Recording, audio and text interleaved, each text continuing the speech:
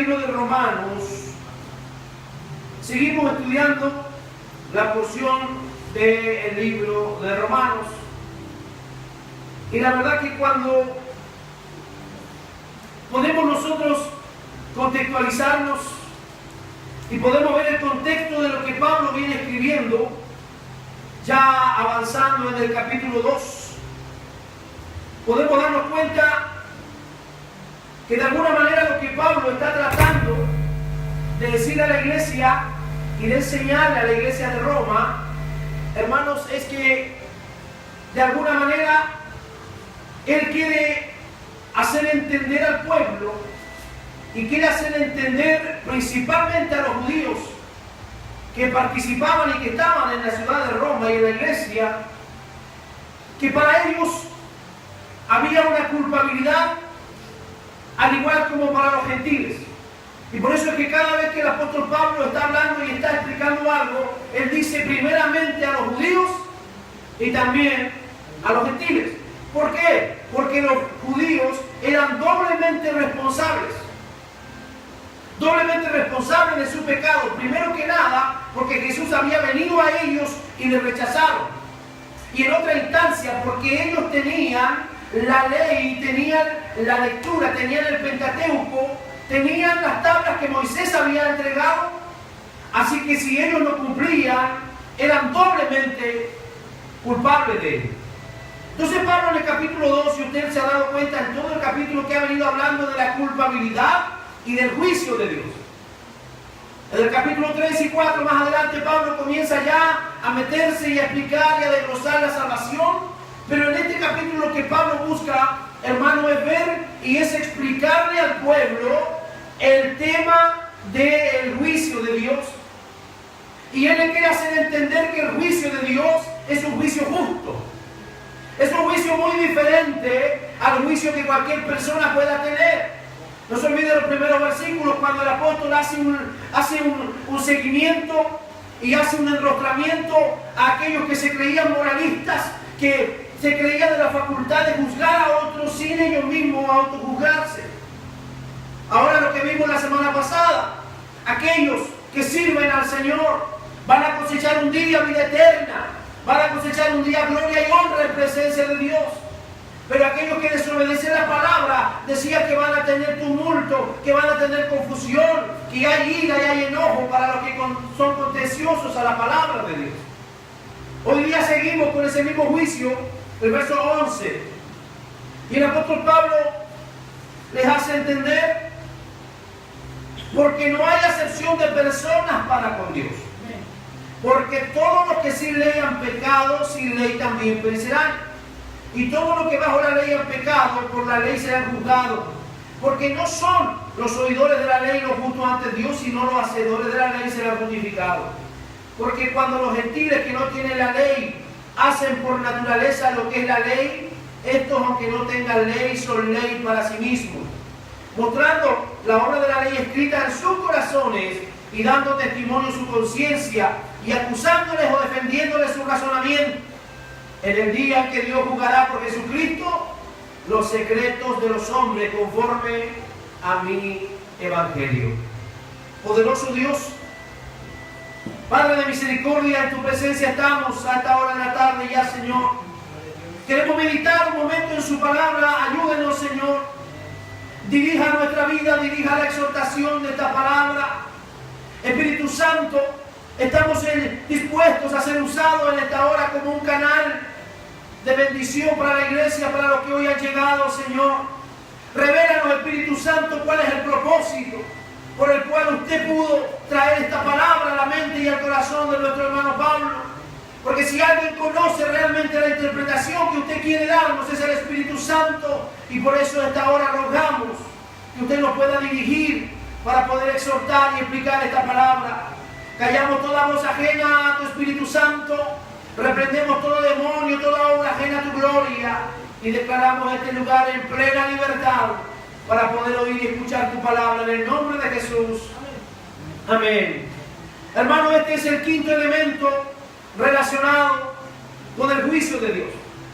Y lo que aquí el apóstol Pablo, en el versículo primero que leímos, versículo 11, lo que el apóstol Pablo, hermano, está dejando claro es aquella palabra prosopolentes, que significa acepción. Y el significado literal de prosopolente es recibir una cara, es decir, dar consideración a una persona a causa de ser quien es. La idea exacta de lo que Pablo está tratando de decir aquí, cuando él dice porque Dios no hace acepción de personas, lo que el apóstol Pablo está diciendo es que el día en que el ser humano se tenga que parar frente al trono de Dios, Dios no va a mirar a uno de esta manera y va a mirar a otro de otra manera. Dios no va a mirar porque tú eres judío, vas a ver especial. No, porque tú eres de tal nacionalidad, te voy a tratar de especial. Dios no hace acepción de personas. Es lo que Pablo está tratando de explicar a través del texto griego. Significa recibir una cara, es decir, dar consideración a una persona a causa de ser quien es. Hermanos, yo no sé si ustedes han visto la estatua simbólica que representa la justicia. Algunos han tenido la oportunidad de ir de poder presentarse frente al Palacio de Justicia en la capital de nuestro país, donde están las máximas autoridades del Poder Judicial. Hay una estatua allá afuera. ¿Alguien se ha dado cuenta cómo es la forma de la estatua?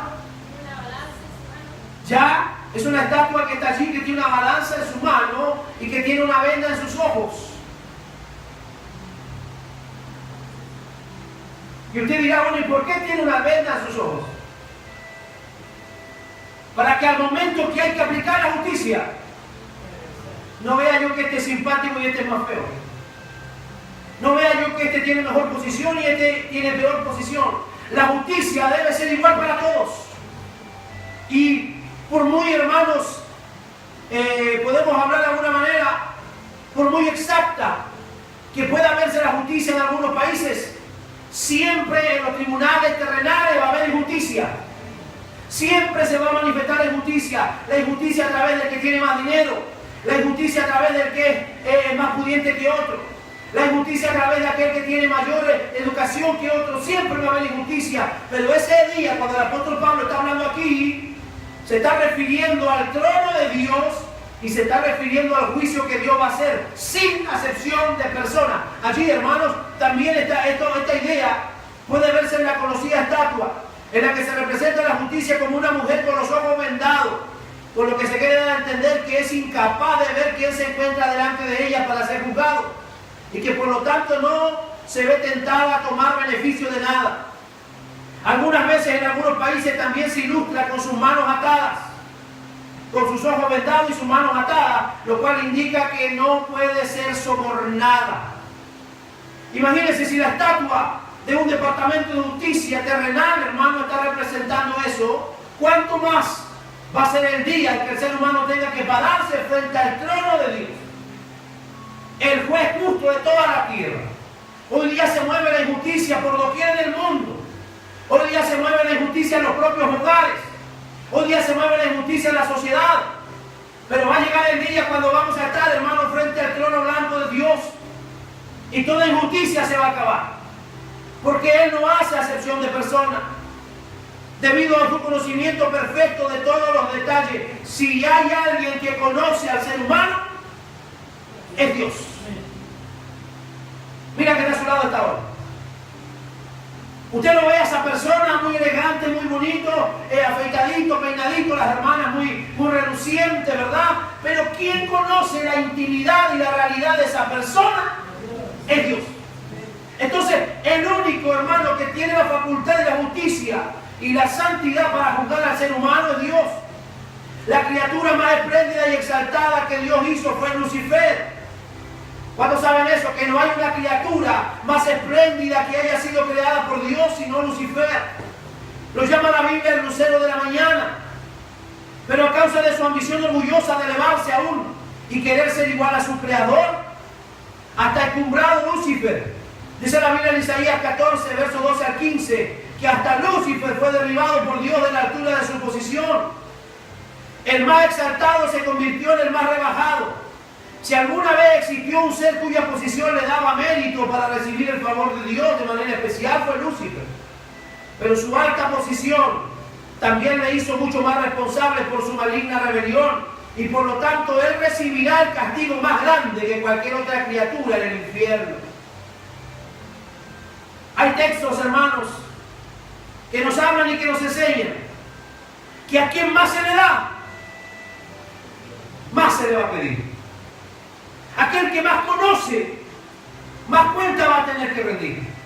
Cuando Pedro vio cómo, en Hechos 10:34, cómo Dios estaba obrando en la vida de Cornelio, por fin estuvo en capacidad de sobreponerse a su prejuicio judío en contra de los gentiles y logró confesar: en verdad comprendo que Dios no hace acepción de personas. Al igual que su señor Pablo, no se dejaba impresionar por la elevada posición religiosa de una persona. Esa clase de justicia también está implícita en la declaración de Pablo, cuando él dice: Dios no puede ser burlado. Gálatas 6:7. Porque todo lo que el hombre sembrare, eso también segará. Yo no sé cuántos de ustedes están en condiciones hoy día. Si tuviéramos hoy día que morir, ¿cuántos de ustedes están en condiciones? ¿Y cuántos de ustedes están a cuentas con Dios? Y usted me dirá: pastor, bueno, que yo recibí la salvación. Sí, pero estoy hablando de la cuenta que cada uno de nosotros vamos a tener que rendirle a Dios, donde la Biblia dice que serán abiertos los libros y que cada una de vuestras obras va a ser manifestada. Si las obras se inclinan y la balanza se inclina hacia el lado bueno, usted va a ir a descansar al paraíso. Pero si las obras se inclinan al lado malo, usted va a ir a dar un lugar de tormento llamado infierno. Lo que una persona sea no influye para nada en lo que Dios cosecha cuando sea juzgada por Dios. El que siembra para su carne, de la carne segará corrupción, mas el que siembra para el Espíritu, del Espíritu va a segar vida eterna. ¿Cuántos de los que están aquí esta mañana están sembrando el Espíritu? ¿Alguien está sembrando el Espíritu? No es fácil, hermano. A veces se torna difícil vivir una vida del Espíritu, tratar de agradar a Dios, tratar de hacer la voluntad de Dios. Pero el que lo está haciendo va a cosechar vida eterna. Al advertir a los amos que tuvieran consideración, Pablo dice: el Señor de ellos y vuestro Dios está en los cielos, y que para Él no hay acepción de persona. Pedro amonestó a sus lectores diciendo: si invocáis por Padre a aquel que sin acepción de persona juzga según la obra de cada uno, conducíos con temor todo el tiempo de vuestra peregrinación. Aquí no se trata de que yo sirvo el Evangelio a mi manera. No se trata de que yo creo en Dios a mi manera. Se trata de que cada uno de nosotros tiene que adaptarse y someterse al Evangelio. No hay un Evangelio adaptado para cada uno, no. Es que, pastor, a mí me gusta esta parte nomás de la Biblia, la otra parte no me gusta, hermano. El Evangelio debe vivirse de acuerdo a como Dios lo ha establecido. Por eso el apóstol dice que debe conducirte con temor y temblor todo el tiempo de vuestra peregrinación.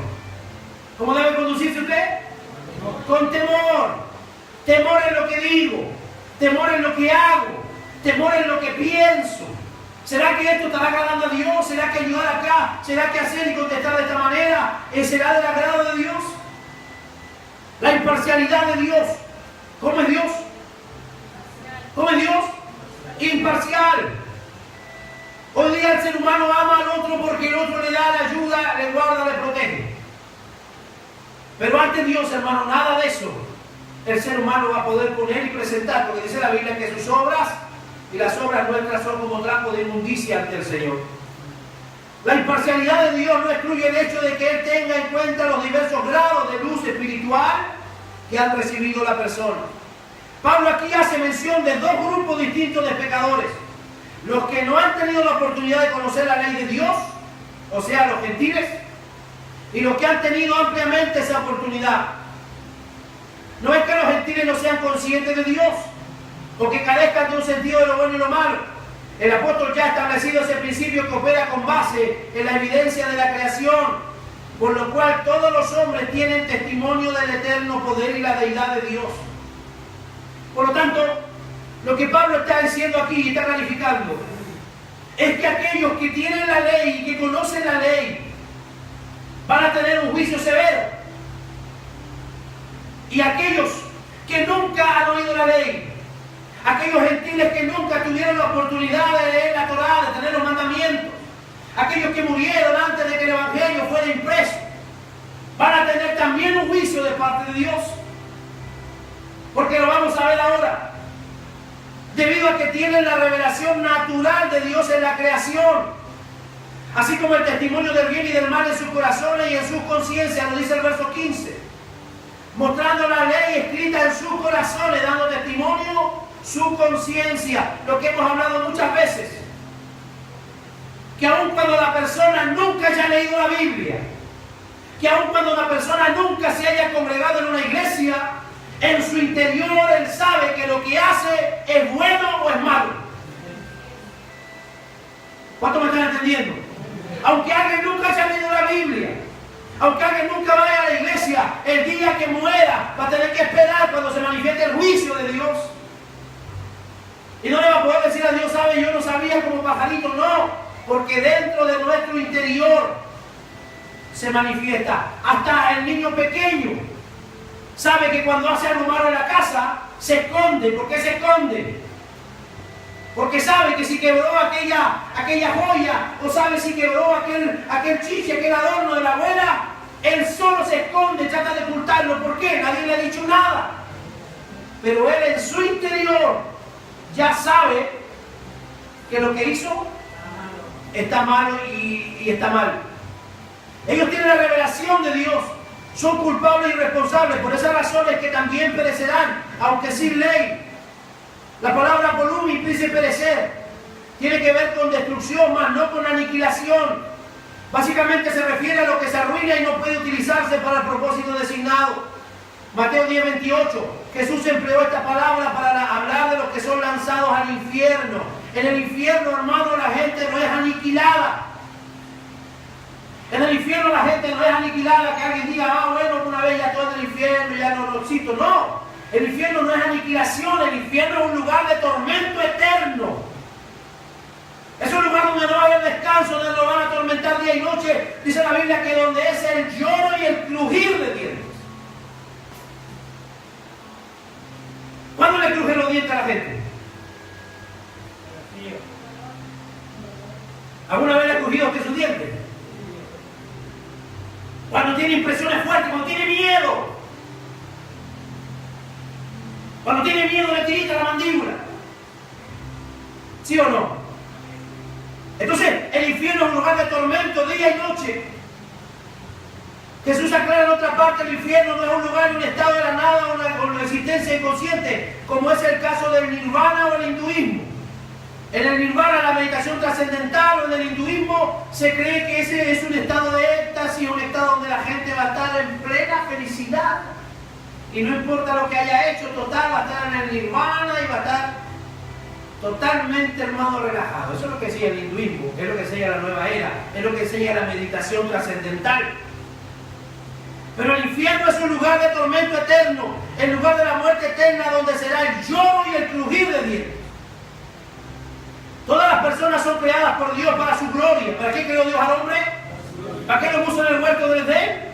Para su gloria. Pero cuando el hombre rechaza esa gloria y esa maravillosa oportunidad de Dios, queda reducido a ser apto únicamente para el infierno. Los gentiles perdidos perecerán tan ciertamente como los judíos perdidos. Pero como Pablo ya ha intimado, su tribulación y angustia eterna serán menores que la de los judíos, quienes han tenido la inmensa ventaja de poseer la ley de Dios. Esa es una gran diferencia, hermano. Aquellos judíos que participaban en la crucifixión de Jesús se van a tener un tremendo castigo. Porque tuvieron a Jesús, el Hijo de Dios, en presencia y frente a ellos. Y no le reconocieron, no lo respetaron, no lo honraron, no le dieron gloria. Jesús dijo, aquel siervo que conociendo la voluntad de su Señor no se preparó ni hizo conforme a su voluntad, recibirá muchos azotes. ¿Cuántos azotes recibirá? Más, Lucas 12, 47, 48. Más el que sin conocer la voluntad de su amo hizo cosas dignas de azote, será azotado poco. Porque a todo aquel a quien se le haya dado mucho, mucho se le demandará. Y al que mucho se le haya confiado, más se le pedirá. Son los judíos, aquellos a quienes el Señor había confiado mucho más. Lo que el apóstol confronta a continuación declarando que todos los que bajo la ley han pecado, por la ley serán juzgados. La persona que ha tenido el beneficio de conocer la ley será juzgada conforme a su conocimiento limitado de la ley. Pero la persona que tiene acceso a la ley de Dios será juzgada según su mayor conocimiento acerca del Señor. Los que tienen conocimiento no solamente de la ley del Antiguo Testamento, sino del Nuevo Testamento, están incluidos en esta segunda categoría, debido a que tienen incluso un mayor conocimiento. Los gentiles de hoy día tienen un mayor conocimiento de la palabra del Evangelio que los gentiles a los cuales Pablo le está hablando. Entonces, ¿qué es lo que dice? Dice que serán tratados como los habitantes de las ciudades de Corazín, Betsaida y Capernaum, quienes habían escuchado las enseñanzas de Jesús y habían sido testigos de sus milagros, pero le rechazaron como Mesías y Rey. Ellos no tuvieron solamente la ley de Dios, sino que también tuvieron el privilegio de conocer al Hijo de Dios.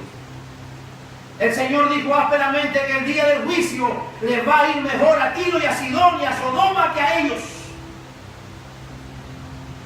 Vean la comparación que hace el Señor.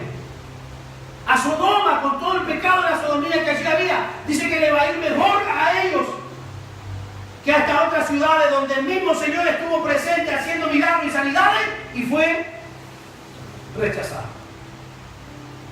Aunque todos los incrédulos estarán allá, la parte más calcinante del infierno será reservada para quienes hayan desperdiciado las mayores oportunidades espirituales. Dígale que está a su lado, hoy tienes la oportunidad.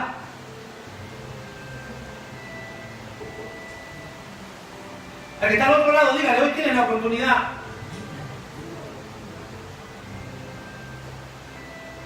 El hecho de que estemos en la iglesia no nos garantiza, hermanos, que nosotros no vayamos a estar aquel día frente al trono de Dios. Como ninguno de nosotros sabe cuáles son los escogidos, tenemos que predicarnos como si todos nosotros fuéramos gente que está perdida. Yo no puedo decir, a ver aquí los que están salvos y los que no son salvos, hermano, todos nosotros vamos a saberlo cuando suene la trompeta y nos vayamos con Cristo. ¿Cuántos dicen amén? Amén. Acerca de tales personas, el escritor de Hebreos dice, Hebreos capítulo 6, versos 4 al 6, porque es imposible que los que una vez fueron iluminados y gustaron el don celestial y fueron hechos partícipes del Espíritu Santo y asimismo gustaron la buena palabra de Dios y los poderes del siglo venidero y recayeron, sean otra vez renovados para arrepentimiento, crucificando de nuevo para sí mismos al Hijo de Dios y exponiéndole al vituperio. ¿Qué es lo que dice el mismo libro de Hebreos? Porque si pecaremos voluntariamente después de haber recibido el conocimiento de la verdad, ya no queda más sacrificio por los pecados, sino una horrenda expectación ¿de qué? De juicio y del hervor de fuego que ha de devorar a los adversarios.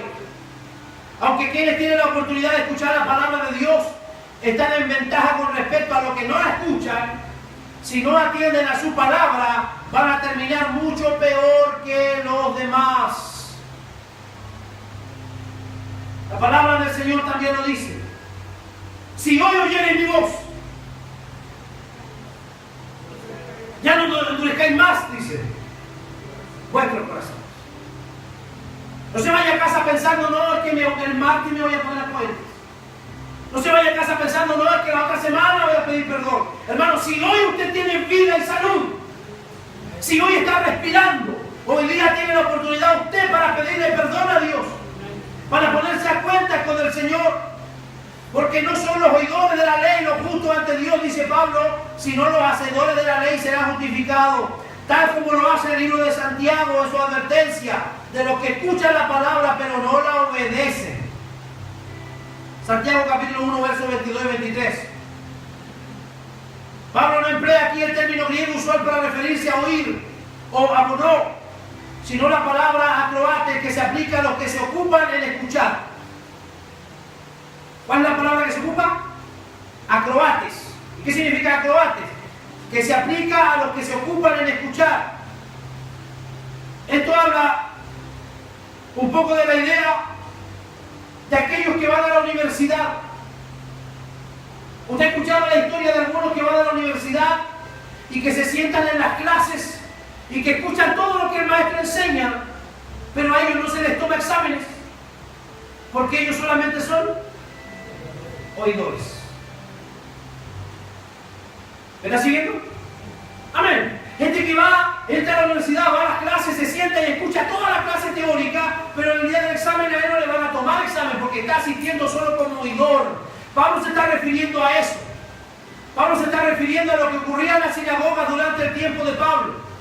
Lo que los maestros, lo que los rabinos enseñaban directamente no era la palabra de Dios, sino eran las leyes judías. Lo que los rabinos enseñaban eran las leyes. Esto se debe hacer, esto no se debe hacer de esta manera, y así se lo llevaban la gente escuchando solamente la enseñanza moral de los rabinos, pero no oían la palabra de Dios. Entonces, cuando ellos debían poner en práctica lo que en ellos había, era tradición, eran muchas enseñanzas, pero no había en ellos palabra de Dios. Por eso el apóstol dice que no debemos ser oidores olvidadizos, sino que dice que debemos ser ¿qué? Hacedores de la palabra. ¿Y qué es lo que Pablo está diciendo aquí a la iglesia de los romanos? ¿Quiénes son los que son justificados? Aquellos que son hacedores de la palabra. No solamente los que son oidores. Y usted me dirá, pastor, yo he estado en todas sus charlas, yo he estado en todos sus estudios, pastor, yo estoy en todos los domingos. Cuando no vengo los domingos lo veo por internet. Pero ¿de qué le sirve todo eso si usted no practica nada de lo que se enseña? ¿Qué es lo que dice el apóstol Pablo? Que esa gente va a ser juzgada no por lo que oye, sino por lo que está haciendo. ¿Dónde está el mayor pecado, hermano, de la iglesia? En no hacer lo que debe hacer. Como lo decía el Espíritu Santo el día jueves a través de mi hermano, estamos haciendo cualquier otra cosa. Estamos metidos en cualquier otro negocio, cualquier otra situación, menos en lo que realmente interesa, hermano, que son los negocios del Señor. ¿Cuántos dicen amén? El problema es que Dios no reconoce a los asistentes o oyentes pasivos. Entre más una persona escucha su verdad, más es responsable de creerla y obedecerla. A menos que haya obediencia de su parte, entre más oiga la palabra, mayor será su juicio. Entonces no es tan simple, hermano. ¿Se da cuenta que no es tan simple? Mientras usted más oiga palabra de Dios, usted más responsable es ante Dios. Y no se trata solo de oírla, sino que debemos ponerla por obra. Las personas que se limitan a pensar que son cristianas simplemente por el hecho de hacer algunas cosas, ir a la iglesia, o escuchar sermones, o participar en los estudios, no están haciendo más que engañarse a sí mismas, como lo advierte Santiago. ¿Qué dice Santiago? Sed hacedores de la palabra y no solamente oidores, engañándoos a vosotros. ¿A quién engaña usted? ¿Engaña al pastor? ¿A quién engaña usted? Se engaña usted mismo. Se engaña usted mismo. Algunos se oye y de alguna manera por lo mismo a veces hemos dejado aquí de hacer que los domingos, hermano, pase para que oremos, porque va a tener siempre a los mismos aquí. ¿A quién engaña? El predicador feliz, porque mientras pase gente uno como predicador se siente feliz. Pero ellos creen que lo están engañando a uno. Puede pasar a los pastores los días y que me arrepiento y se va a casa y sigue siendo el mismo. ¿A quién engaña? A usted mismo se engaña. No me engaña a mí, no me hace escuchar, no le da éxito a mi predicación. Pero el engaño se le hace a usted mismo. Y la Biblia que dice que tú y yo somos templo del Espíritu Santo. Entonces cuando yo me estoy tratando de engañar a mí mismo, estoy pensando que puedo engañar a Dios. ¿Y qué dije al principio? Dios no puede ser burlado. Porque si tú eres un oidor de la palabra, pero no un hacedor, eres semejante al hombre que considera en el espejo su rostro. Porque él se considera a sí mismo y se va y luego olvida cómo era.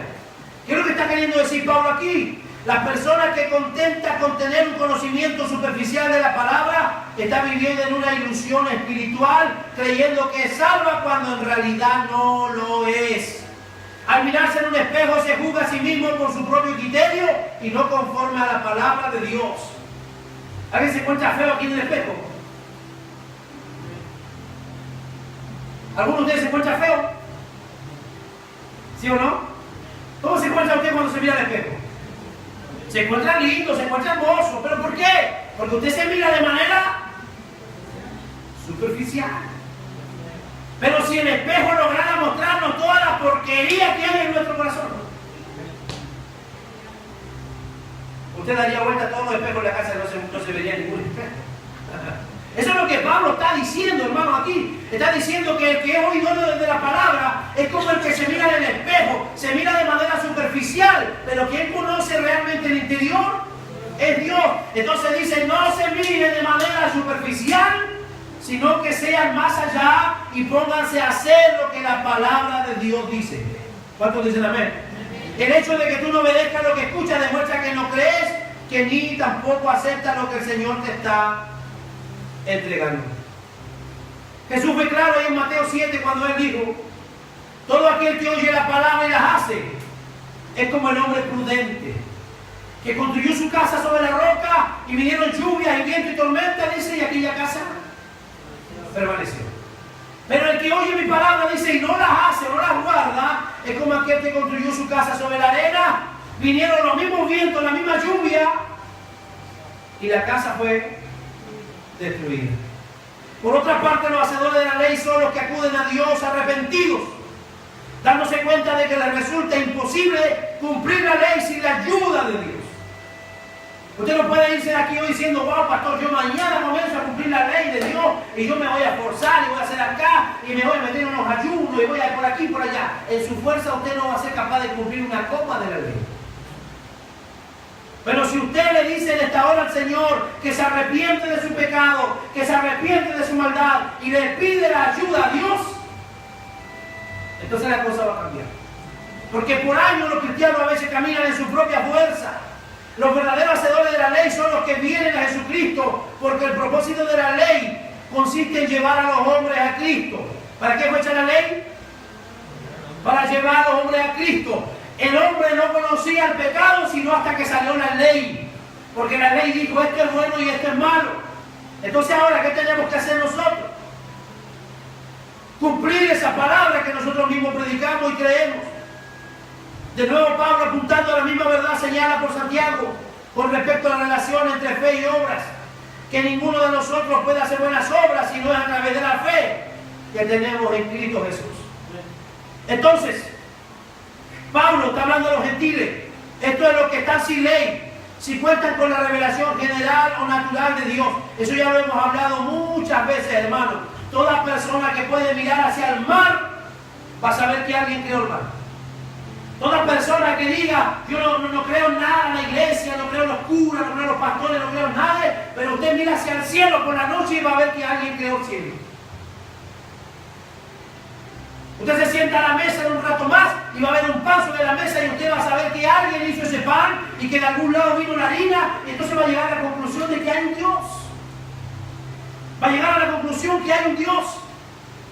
Pablo afirma que cuando los gentiles que no tienen ley hacen por naturaleza lo que es de la ley, esto significa que ellos son ley para ellos mismos. ¿Qué significa este texto que son ley para ellos mismos? Que lo que ellos tienen en su interior, el conocimiento poco o mucho que haya de Dios, les va a acusar si lo que están haciendo está bueno o está mal. Los paganos son condenados debido a la conciencia. ¿Qué es lo que dice el verso 15? Mostrando la obra de la ley escrita en sus corazones, dando testimonio su conciencia y acusándole o defendiéndole. Los gentiles que no tienen el privilegio de conocer la ley de Dios, de todas maneras, tienen un testimonio acerca de la ley dado por su conciencia. Siempre hemos dicho que Dios trabaja de la mano con la conciencia. Escúcheme, cuando usted no cree a los profetas, cuando usted no cree a la palabra, cuando usted no cree al cura, usted no le cree al predicador, entonces tendría que ser muy loco para no creer a su conciencia. Cuando usted está realizando un acto de maldad, la conciencia le martilla, le dice, oye, lo que estoy haciendo está mal. Nadie lo está sermoneando, nadie le está diciendo. Es su conciencia, es el conocimiento de Dios que le está mostrando a usted que lo que está haciendo está mal. Las conciencias tienen diversos grados de sensibilidad. dependiendo del grado de conocimiento del bien y del mal y los sentimientos que tengan frente a ellos, dependiendo de la educación que a usted le dieron, dependiendo de la enseñanza que usted tomó de sus padres, usted va a saber que robar es malo. Usted va a saber que matar es malo. Y no porque se lo dijo un cura, se lo dijo un pastor, sino que usted vio, aprendió y escuchó en su casa. Sus padres hablaban de eso, le enseñaron de chico que robar era malo. Entonces cuando usted ahora adulto quiere hacerlo, ¿qué es lo que le dice la conciencia? Eso está mal. Entonces, no hay justificación, hermano, para que un día nos paremos frente a Dios y para que le digamos, sabe Dios, yo nunca supe, nadie me dijo, porque aun cuando nadie nunca llega a la iglesia, su conciencia toda la vida la ha estado hablando. Las conciencias también varían en sensibilidad dependiendo de si han sido obedecidas o resistidas.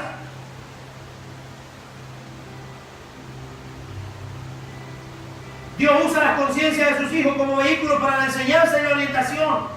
Por lo tanto, Pablo persigue a los creyentes en muchas ocasiones para que sean fieles y atentos a la dirección de su propia conciencia, así como a tener respeto por la conciencia de los otros creyentes. ¿Recuerda que Pablo dice, mira, si tu hermano está allí y es débil y tú vas a comer algo que no corresponde por conciencia para que tu hermano no sufra? Abstente. Y también la Biblia habla, dice que hay algunos que tienen cauterizada la conciencia. Esa palabra cauterizada significa que el hombre está tan endurecido que hay como una especie de callo sobre su conciencia que no le permite que la palabra pueda permeabilizarlo. Significa que su conciencia está tan endurecida que ya no hay nada que lo martille, que ya no hay nada que logre gatillar su vida. Cuarto, los paganos se pierden a causa de la atención que hayan prestado a sus propios razonamientos, que constantemente están acusándoles o defendiéndoles. Muchos luchadores que usted ve hoy día por la calle que luchan contra la delincuencia. Lo podemos hablar, lo podemos ver hoy día mismo. Lo que ocurrió hace pocos días con un comunero en el sur de nuestro país.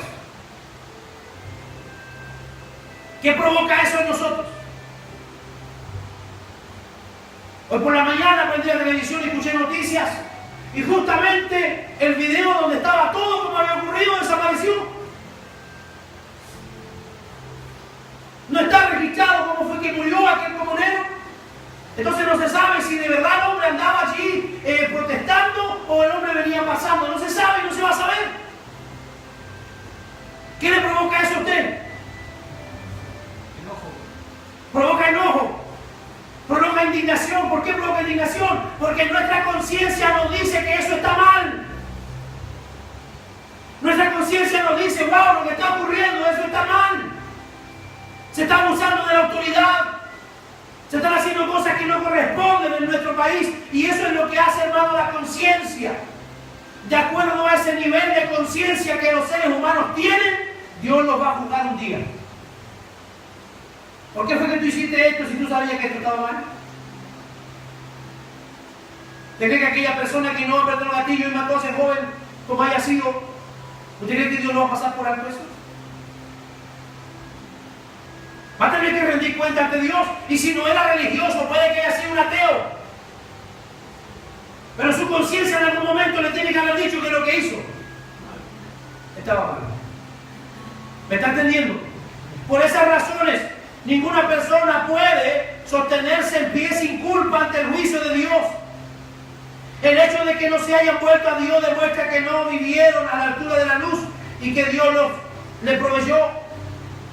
Jesús le declaró categóricamente en Juan 7:17, el que quiera hacer la voluntad de Dios, conocerá si la doctrina que hablo, la hablo por mi propia cuenta, o es la que mi Padre me ha enviado.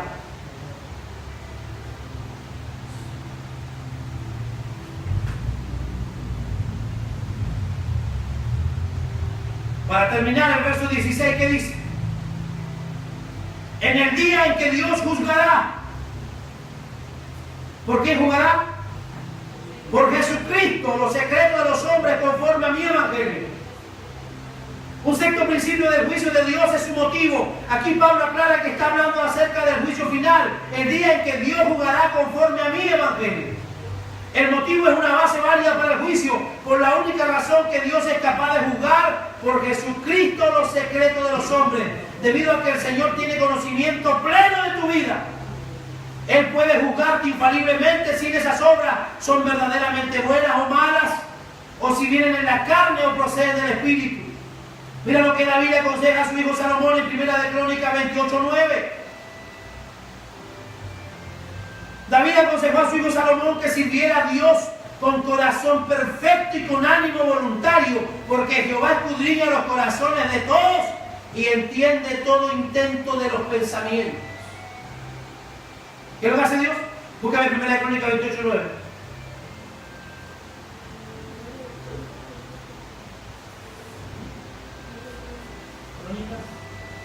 Primera de Crónicas 28:9. David aconseja a su hijo Salomón que sirviera a Dios ¿cómo?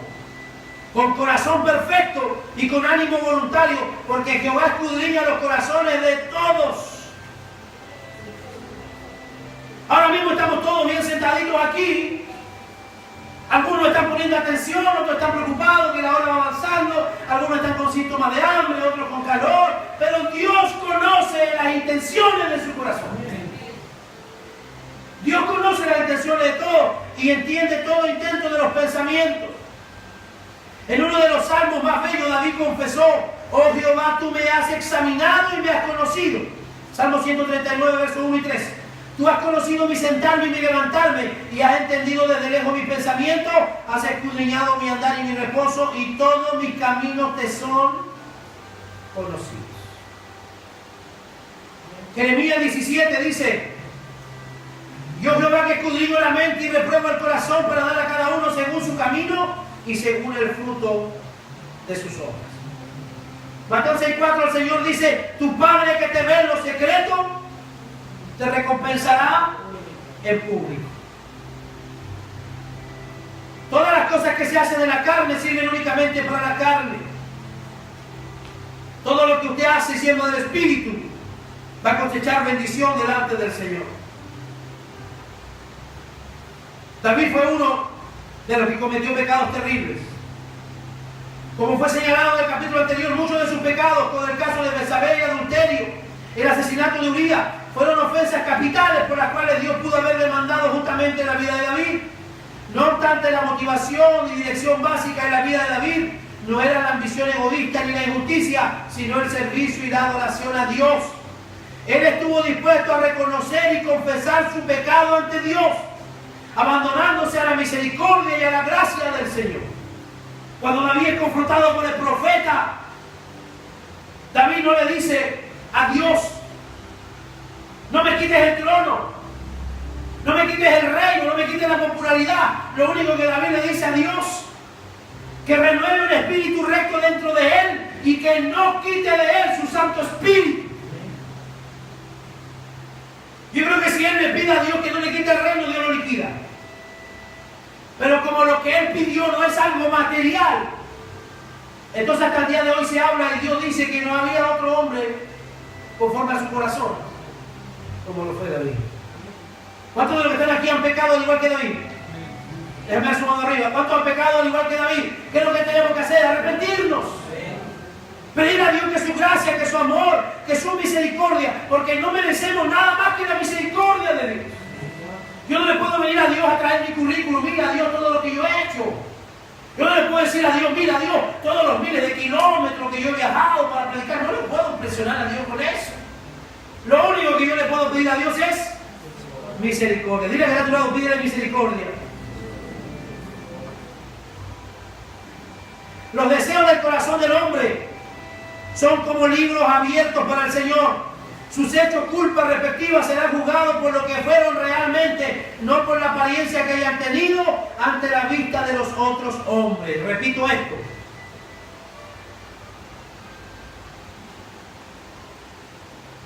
sus hechos y su culpa respectiva serán juzgados por lo que fueron realmente, no por la apariencia que hayan tenido ante la vista de los hombres. Lo dice Mateo 7:21. No todo el que diga Señor, Señor entrará al reino de los cielos, sino ¿quién? el que hace la voluntad de mi Padre que está en los cielos. Porque muchos me dirán en aquel día, Señor, Señor, en tu nombre hicimos milagros, en tu nombre sanamos a los enfermos, en tu nombre profetizamos. ¿Y qué le dirá el Señor? Apartado de mí, dice, nunca os conocí, o sea, nunca fuiste de los míos. Hiciste todo eso en nombre no sé de quién, el poder no sé de quién, pero yo nunca te conocí. Apártate de mí, hacedor de maldad. El ser humano va a ser juzgado, no por lo que se diga de él. Yo no puedo llegar allá, oh Señor, mira el hermano Juan es excelente chato, buen tipo, el hermano Juanito. El hermano Juan no va a ser juzgado por lo que yo diga de él. El hermano Juan va a ser juzgado por lo que él realmente es. Cada uno de ustedes va a ser juzgado por lo que usted realmente es y no por lo que usted aparentó en la iglesia 20, 25 años.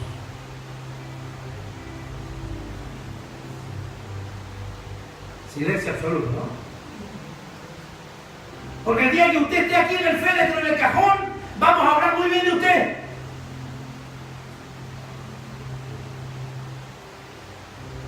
Porque es mi pega, es mi trabajo. No le puedo decir a la familia todo lo malo que usted, tengo que decirle que usted es una excelente persona. Pero ¿quién realmente a usted lo va a juzgar como usted realmente era? Es Dios.